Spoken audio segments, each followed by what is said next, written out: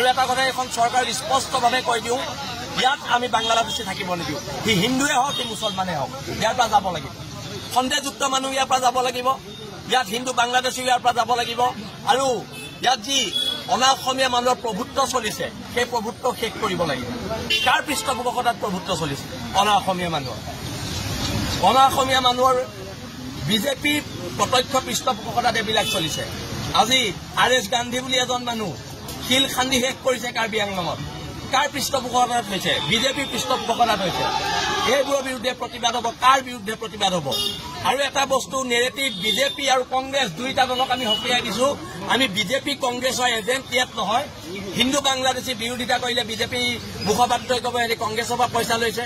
মুছলমান বাংলাদেশী বিৰোধিতা কৰিলে কংগ্ৰেছৰ মুখপাত্ৰই ক'ব ইহঁতে বিজেপিৰ পৰা পইচা লৈছে। কংগ্ৰেছ বিজেপিক একেবাৰে সকীয়াই দিছো এই দুইটা ৰাষ্ট্ৰীয় দলক, বিজেপি আৰু কংগ্ৰেছক। তোমালোকে তোমালোকৰ কাম কৰা। বীৰ লাচিত খানাক তোমালোকে জাতীয়তাবাদ শিকাব নালাগে। বীৰ লাচিত খানাৰ প্ৰত্যেকজন সৈনিকে জাতীয়তাবাদৰ কেঁচা